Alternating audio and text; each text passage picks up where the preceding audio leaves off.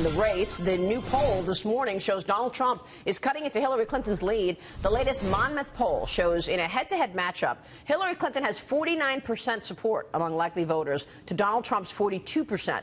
Now, earlier this month, Clinton held a 13-point lead among likely voters. Can Donald Trump continue to close this gap? I want to bring in Ed Goeas, pollster, former senior advisor to Governor Scott Walker at Mitt Romney's presidential campaigns. Ed, it's good to see you again. Thanks so much for joining us.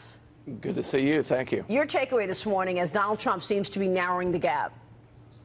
Well, if you look at the average of all the polls, I think the race has settled into about a 5 or 6 point race. The Monmouth poll had it at 7 points.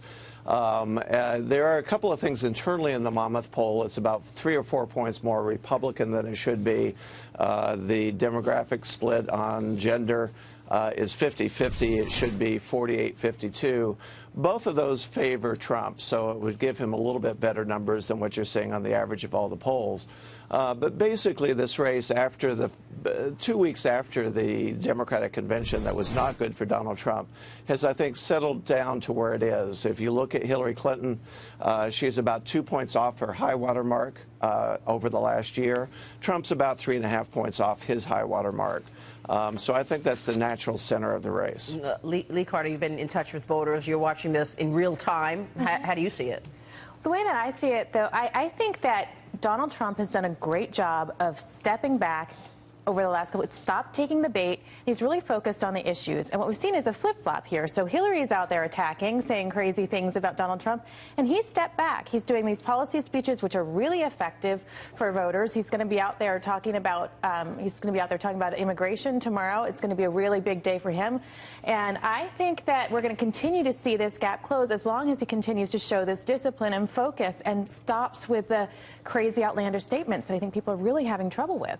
But Ed, if you look at the state polls in the critical swing states, there are states in play for Hillary Clinton that were not won by Barack Obama. If you look at, say, Missouri or Georgia, she's got potentially a shot in those states. Isn't that worrisome? Yes. I mean, Trump is actually doing better in some of the blue states, like Pennsylvania, very much in play still in some of the polling. But no, clearly, if you look at the Electoral College map, Clinton has an advantage because she is not only cutting into some of those red states, but she's moved some of those traditional toss-up states into the Democratic column at this point. But it's still very early on that. I mean, what you see in the individual states is that's where they're running the advertising. That's where you'll see the advertising wars between the two campaigns, and there's still a lot of play left in those. Let me move on to this State Department issue, because the federal judge ruled yesterday, Ed, that the State Department must hand over any non-exempt documents concerning longtime Hillary Clinton aide Huma Abedin before Election Day. Now, are headlines like this impacting Clinton's trustworthiness numbers and the campaign in general? No, the most recent polls kind of show them at about the same, quite frankly, on trustworthiness and honesty.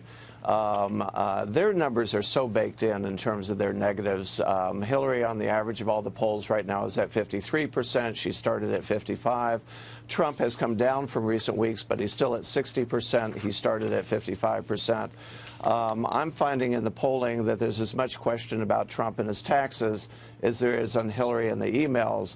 I think barring some new revelation, all this is kind of white noise that's already been out there and very baked into the numbers. Right. So it's interesting you talk about, you know, these views being baked into the numbers. What does it take to get off of these negatives, Ed? Because it seems like they're stuck there, and for somebody to really pull ahead, they're going to have to get off some of these negatives. So what do you think happens to make that happen? Well, I mean, that's the tough thing in this campaign, is that traditionally there's about 30% that like both candidates. That's down to about 3% of the electorate. Normally there's only 10% that dislike both candidates. That's up around 30%.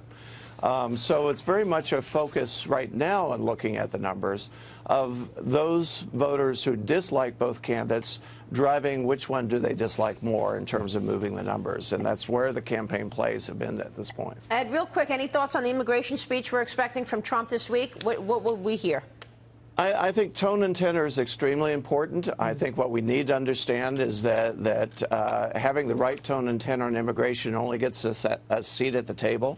with the Hispanic vote. Right now, we did a Univision poll, and he was only getting 19% of the Hispanic vote. We need to see that up towards 30%, so we have a group of voters we can go after and turn out for the Republican nominee. Can he do that? Can he do that? What do you think?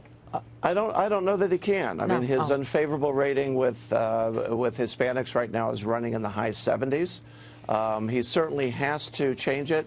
I think the key on the Hispanic vote is we've always gotten 90% of our Hispanic vote from middle-class Hispanics.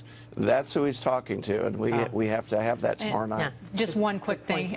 His appeal to Hispanics and blacks in this country is a lot about appealing to Republicans who are uncomfortable with him, and he wants them to get on board. He needs to tone it down, not just to woo Latinos, for example, but also to woo the people who aren't sold yet. Yeah, on his side. Traditional Republicans. Right. Exactly. Ed, good to see you, sir. Thanks so much. Good to see you, Maria. Ed Goeas joining us there.